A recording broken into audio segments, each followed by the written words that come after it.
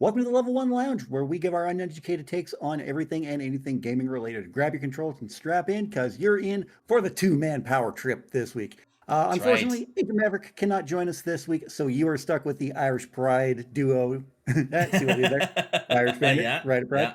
yeah.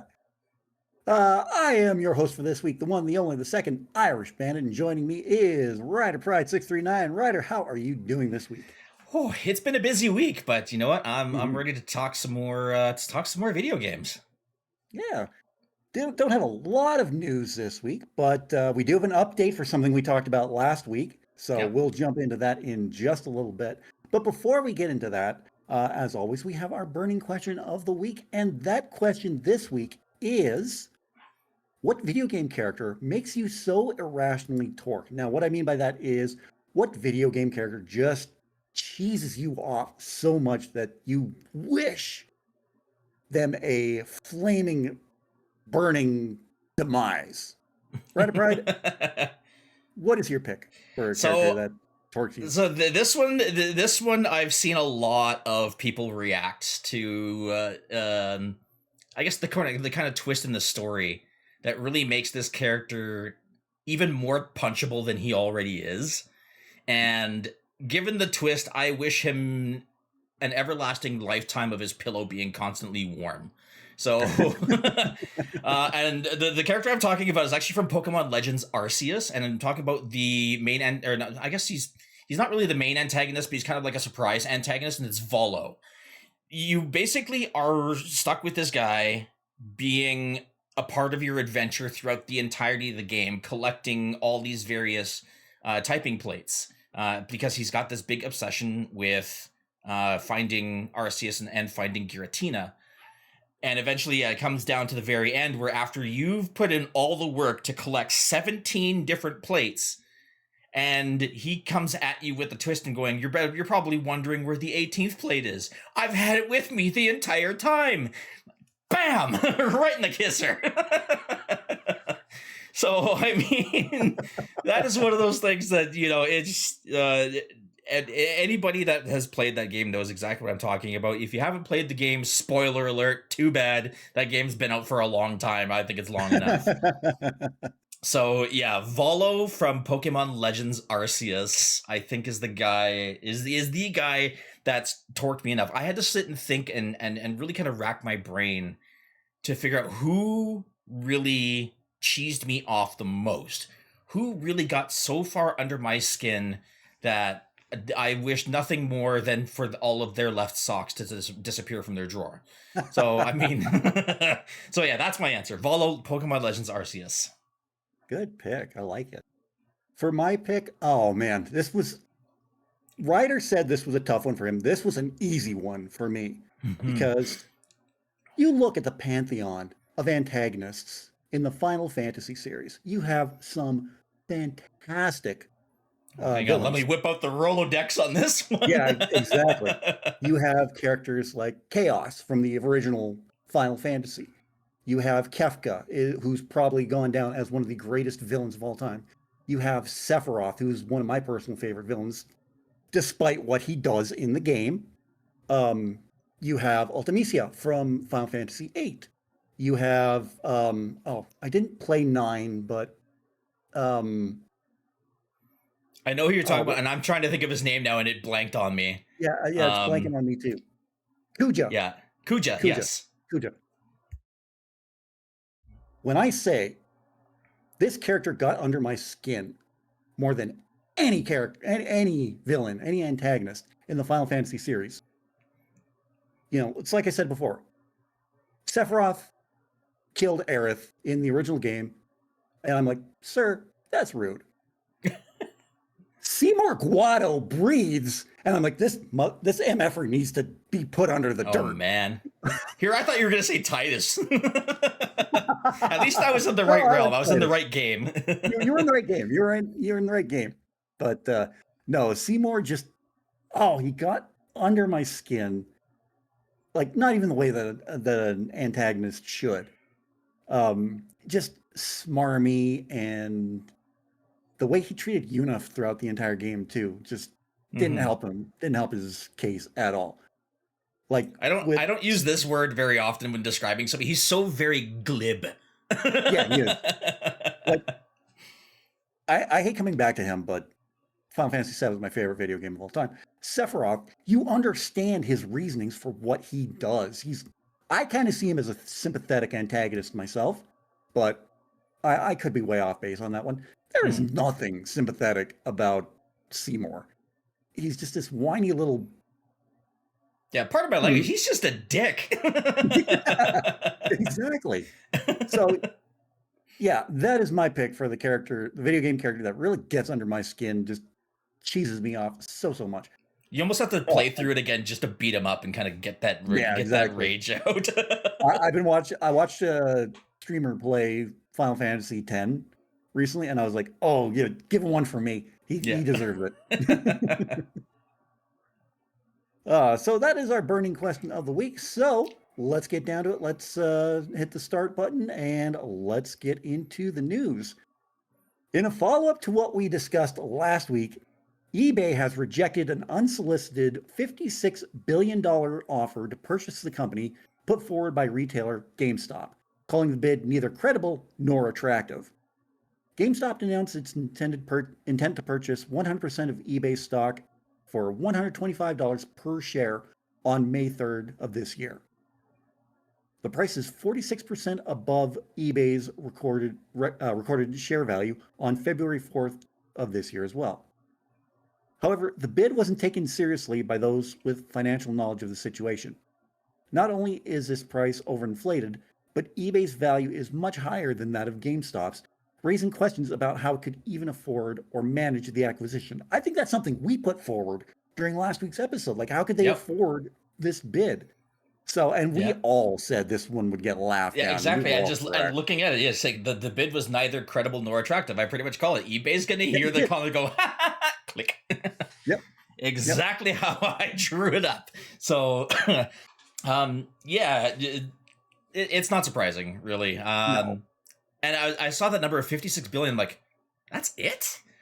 Like, yeah, I figure if you even want to get somebody like eBay to even listen to you past the first 15 seconds of that offer, you probably need to put, I'd say probably the number 2 in front of that 56 billion. Yeah. Like minimum 250 billion probably at least draws a conversation. Probably still doesn't get the job done, but it probably still starts. It probably at least start. Yeah, I think 250 would probably at least start the conversation. So I mean, I don't know. I don't know what GameStop's end game here is, but that one's dead, done, and dusted. Yep. So now that leads me to a question: do you think they'll try this again? Or hard to say. I mean, at this stage here, considering that the first bid came in as low as it did, I don't think eBay, as soon as eBay sees GameStop's number on the phone, I don't even think they pick up at this stage. I think those emails immediately get flagged as junk. Yeah, I think so too. So it is what it is. I mean, I guess you can't say they didn't try. They didn't try very hard, but they tried. They didn't try very hard, but they tried, and eBay did pretty much what we said they'd do. So. Yeah, exactly. So chalk that one up to the ha-ha column. Yep, exactly. So I think it's on to our next news story, and that's Microsoft subsidiary studio DoubleFine is unionizing, according to a recent petition filed with the National Labor Relations Board, NLRB. After announcing the petition, which was filed on Thursday, May 7th, DoubleFine stated that it was working alongside the Communication Workers of America, CWA, to secure union representation. DoubleFine was founded in July of 2000 by game developer Tim Schafer, following his departure from LucasArts. Since its creation, DoubleFine has produced various iconic and eclectic games for players to enjoy, including Psychonauts, Brutal Legend, and Broken Age. DoubleFine was acquired by Microsoft in 2019 in a standalone purchase. Since joining the Xbox umbrella, DoubleFine has released additional titles for multi-platforms, including Psychonauts 2 and Keeper. I'm Okay, I think this is a great move for Double Fine. It secures their employees' futures and will get them decent pay raises in the future to come. Or unionizing could also lead to wages being negotiated and also, matters of strike if something isn't agreed upon. So, but overall, I do think this is really good for Double Fine. I think this is going to help them out. Ryder, what are your thoughts on this? I agree too. It is kind of a double-edged sword though, because we also Mm. saw what happened with one of the game studios in, I want to say it was in Halifax, Nova Scotia. There was a game studio there, a well-known game studio. I can't remember which one it is off the top of my head. I want to say Ubisoft, but I don't think that's correct. Or at least an Ubisoft adjacent studio, I think it was, where they unionized and the company basically just shut it down like a week after they unionized. They just closed the door and said, nope, we're done. We're out of here. So there, I mean, unionizing has a lot of benefits, contrary to a lot of naysayers' beliefs and things like that, where they say unions they're just about money. They're taking money out of everybody's pockets. No, I've been a part of a union in the past. They are a fantastic group of people to have at your back when things go south when you're with your employer. It gives you that job security. It gives you that that financial security, if you really want to call it that. The current economy status notwithstanding. You get things like your benefits. You have backup plans in case in case it does go to a strike. You still get, they have a pool of money that they can draw from in order to, supplement your pay, even though you're not working if you're striking, for whatever reason. So, unions are an absolutely fantastic thing to have. I really, really hope that this turns out in Double Fine's favor, and hopefully Microsoft doesn't do anything shady in behind the doors where it's like, okay, Double Fine unionizes, all of a sudden they cut it out of the Microsoft fold and they're on their own type of thing. So hopefully it doesn't come to that. Hopefully Microsoft is negotiates with them in good faith, and hopefully this works out well for the Double Fine employees so that they can continue producing amazing games like Psychonauts. Yeah, exactly. And they also came out with that new one, Kiln. I've seen another streamer play it, and oh my god, it looks insane. But the way they were playing it, I don't think is the way that the developers wanted to. Well, I mean, leave it to content creators to break the game in multitudes of ways that was never intended. It that's was what about we do breaking the game. best. It was about making how do I put this so it's friendly for the video? That's the neat part. You can't. You can't, yeah. They were making obscene creations. Oh yes, yes. We'll put it that way. Yeah. But it was funny to see. Personally, I've got that sense of humor. So I think we all do, really. It's this is why we're friends, right? Yeah, exactly. So yeah, I think my thoughts exactly with everything you said. Hopefully Microsoft doesn't just shut them down. It would be tragic if they did. Well, not tragic, but highly tragic isn't quite the right word for it. Highly unfortunate isn't even the correct word for it. Just it would be very, very underhanded and dirty. It would. Yes, exactly that. But good on Double Fine. Our next story, Saros, Sony's latest PS5 exclusive, has apparently sold 300,000 copies since its launch in April 2026. If accurate, the figure could suggest the game is struggling to regroup its development costs.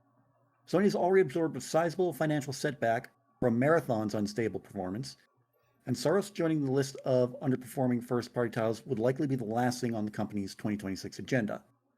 On May 6th, Sony released its official top-down charts for April, suggesting that Saros may be facing early commercial headwinds. The title reached 11th in the US and Canada and 17th in Europe, placing it well below the position achieved by Returnal during a comparable period following its 2021 release. This is the first game Sony is making exclusive and will not be on PC.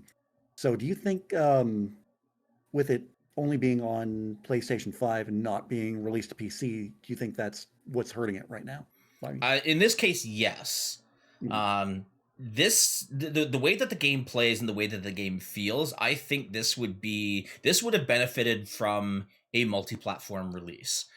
It plays very, very well. The controls are very, very smooth, and I've really been enjoying the game.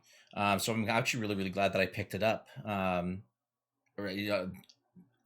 a day or two after launch, but it still kind of was one of the first ones to be able to, or at least be able to kind of jump in and play it right away. So I mean, yeah, I know we've talked about this exclusivity thing, but Mhm. we've also kind of doubled back a little bit when it came to first party exclusives. Right. Because I mean, Nintendo obviously they have more first party exclusives than probably Xbox, Sony combined. Without a If you question. look at all the various Pokemon and Mario games, but I mean that's a whole other can of worms altogether. But I mean, it's always worked for Nintendo because that's Nintendo's thing. Right. And that's kind of like the market they've always been geared towards. But if you take a look at like the Xbox and Sony exclusives, we have been seeing a lot more games that have been appearing on PC. They've been appearing cross console. Because there's a lot of people, especially when it came to multiplayer games. This is one of those ones where it's a little bit of a different breed that they can get away with because it's a single player game. So there's no real need to have, if your buddy if they were to release it on Xbox, there's no need to have to worry about cross-platform multiplayer or anything like that because it doesn't exist in the game. So it being on a PlayStation solely, I I want to say it was a good idea at first, but it almost at the same time it wasn't because of basically everything that I said before. Like I said, because it's not a game that's hindered by hardware. It looks really, really nice, but I think a lot of current gen hardware across platforms can handle it. Um, so why this one was just PlayStation 5, especially the only other thing I can think of is that maybe their number projections were a lot higher than what the sales turned out to be. And they said, you know what? Maybe. Okay, we think this game is going to sell really, really well. There's no need to put it on other platforms. If it's underperforming to their current numbers, that might make them rethink it and say, okay, let's get Microsoft on the horn. Let's get Nintendo on the horn. Let's get Steam or Epic Games on the horn, and let's push it up to these other platforms and get more money out of it. Right. Yeah, because when we talked about exclusivity, we're talking about like third parties like Square Enix and things like that. We weren't, I don't think we were really considering first parties at that point in time. But so, yeah, I hope it picks up because everything that I've seen watching you play it has been, it looks great. Like it looks like something that I would actually get into. But I mean, hopefully these numbers start picking up because it's just been the trend this year with like I know I'm going back like a couple years, maybe last year with Concord and Marathon and High Guard, all them. I know they're not, most of them aren't PS5 games, but still, this is a really concerning trend watching all these games crash and burn. Yeah. It's a little bit of a different breed, this one too, again because of the single player aspect of it. Marathon and High Guard and things like that were all live service multiplayer, Mhm. but it's not. I don't think it's so much that the live service is what killed them. It's trying to jump into a market that already has a juggernaut at the helm for that style of game, with that being the hero shooter. Right. Because I mean, yeah, like Concord was going up against Overwatch, and in this particular case, it wasn't even Overwatch; it was Marvel Rivals. It was going up against, and Marvel Rivals was the juggernaut in that particular moment. Uh, so a lot of people really didn't get into Concord because you had to pay for the game. Marvel Rivals is free. Mhm. There's a big difference there. Oh, big difference. I'll go with the Um, free game. yeah, and you take a look at High Guard, and it kind of jumps into that same pool where you're going up against the juggernaut of hero shooters. In this case, by the time it released, Overwatch 2 had come out and really kind of revived the game. Oh no, sorry, I shouldn't say Overwatch 2, but Overwatch 2 revamped itself back into Overwatch. They got rid of the 2, and they pretty much went right back to their core values of what the game used to be, and that kind of dethroned Marvel Rivals as the top hero shooter. But again, same thing. Now you got Highguard jumping into the market where you're competing against both Marvel Rivals and Overwatch. Yeah, it's I don't know. It's you're kind of doomed to fail in that particular case. So I mean, yeah. So I mean, this game's a little bit of a different breed, but but you are right in that it's kind of coming up into the same trends of results where game is hyped up, looks really really good, garners a lot of interest, hits the market, and kind of falls flat. And that's probably, and like I said, and it's mainly because there's a lot of people who only have Xboxes. There's a lot of people who only have PCs. There's a lot of people who only have the Nintendo Switch, and you're not taking their money for whatever reason that may be. But it is what it is, I guess. I'm gonna still enjoy the game. I'm gonna see it through to completion. Hopefully, the game garners more attention in that they kind of reverse their decision on the exclusivity of it and start developing it for, because I mean, Xbox players will absolutely enjoy this game. I almost feel like the Xbox controller might actually be a little bit more comfortable for this style of game too. So I mean, who knows? I mean, so yeah, release it on Xbox, release it on PC. Whether you release it on Nintendo, you could do. I mean, that one, flip a coin if you really really want to. I don't think that's really going to move the needle so much on a lot of sales, but get it on Xbox, get it on PC. That will probably recoup your sales to the point where you'll at least get it up and probably slightly above your original projected numbers, I would think. So that's kind of the end of the run sheet. So there is another little thing that we can talk about. It's kind of on the more humorous side of gaming, and it's that the Steam controller does the Wilhelm scream when you drop it. Yeah, I saw. Agent Maverick dropped that in our group chat a while back, and I think that's hilarious. I don't know. There's going to be a lot of videos out. I imagine TikTok's going to get flooded. TikTok. Yeah, TikTok's probably going to get flooded with things like this.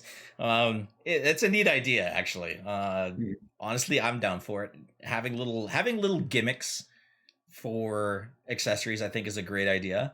Give it a little bit more. I don't know what the word to use for it is. It's pizzazz. A little bit more pizzazz, a little bit more. I don't know. It's like just give it. It gives another reason to buy it, type of thing. Not necessarily, that obviously shouldn't be the only reason you buy a Steam controller. Right. Please don't spend $150 just a Wilhelm screen. Seriously, you can download it for free on the internet. You don't need to spend $150 for it. But yeah, it's like I say, it's just one of those neat little things that people just kind of look at and go, "Oh, hey, that's kind of cool." Absolutely, I think that's funny. And yeah, I've started to see people do that on TikTok. It's like, so or however it goes. Yeah. I can't. I have no ability to Wilhelm screams. No, me neither. Me neither. Yeah, but I also saw one where somebody's like taking the guise of like the Xbox Series S and the Steam Deck, and they're like, watch what happens here. Then he puts his face on the Steam machine and is like, well, now they're going to try that with me. Oh God. No, that would cost too much to just make it try and do Wilhelm scream. Yeah. No, I can only imagine how many more TikToks and YouTube shorts and things like that we'll see in the coming days once because I mean I'll give credit to a lot of content creators out there, like especially for people who make short form content. They're going to get creative. I imagine there's going to be some interesting hilarities that will ensue with for sure. with Steam controllers and being thrown either at people, over people, under people, whatever you want to do. But yeah, the Wilhelm screen I think is a hilarious addition to a controller. I'm just trying to think what would be a great game to hear a lot of that happen. Actually, no, I've got a really, really good game that a lot of that controller would get a lot of airtime. Super Meat Boy. And if you know, you know, because if you've watched other content creators, especially if they're playing like damageless runs and things like that, there has been many a controller that has received airtime and have gone through TV and TV screens and monitors and things like that because of, you know, that game alone. I'm pretty sure has cost a lot of people a lot of money. Oh, for sure. I've gripped a few controllers before, but I've never thrown one. But I think the only time I've ever thrown one, it was like the original Wiimote for the Nintendo Wii. But I did have the wrist strap on at the time, and it was bowling. Because I mean, you know, that was like the game to play when you got a Nintendo Wii was to play Wii Sports Bowling, and of course, you know, I played a lot of bowling in my youth, so my first instinct was, you know, when you throw the ball is to open your hand. So thankfully, I'm wearing the wrist strap, and all of a sudden, I'm like, oh, trying to catch the controller even though it's already attached to my wrist. But yeah, imagine that actually. Imagine playing Wii bowling with a Wiimote that Wilhelm screams every time. Like that would get annoying fast. Yeah, probably, but it'd be hilarious for the first few seconds, anyways. Oh yeah, and yeah, it had the speaker in it too. So yeah, that's true. That's very true. So just a quick reminder that Agent Maverick and I will be coming at you for Summer GameFest in June. Unfortunately, Ryder won't be able to join us that day, but he'll be with us in spirit. So just and maybe in the chat. Maybe in the chat. So quickly, before we wrap it up, is there anything you're looking forward to seeing at Summer's Game Fest besides the obvious? Well, aside from the obvious there, the one other thing that I'm there's a couple other things I'm hoping to see. I'm hoping that we finally get an announcement for Dragon Quest 12. And I've heard there's potentially another Dragon Quest remake or remaster of some sort that's coming in. Which numbered series that will be is yet to be determined. Some people are saying 8. I've heard some people say 4. So I mean, it's kind of up in the air as to which Dragon Quest gets remastered next. But I'd like to hear some news from that. I'd like to hear some news about the new Dragon Quest 12. Obviously, like I said, we're obviously very, very anxious to see stuff about Final Fantasy VII remake. And I think the only other one I'd love to see an announcement. Oh, actually, no. I'd like to see more news on Star Wars: Fate of the Old Republic. Because we saw the teaser trailer at the Video Game Awards, and I'm super stoked about that one. And then the last one I would love to see, and as much as I know I always joke about this one on stream for the past year. I'd love to see an official announcement on Division 3. We know it's in production, so I'd like to see more about it. Actually, no, I'll add one more. Elder Scrolls 6. Oh, okay. Because that one is also in production as well.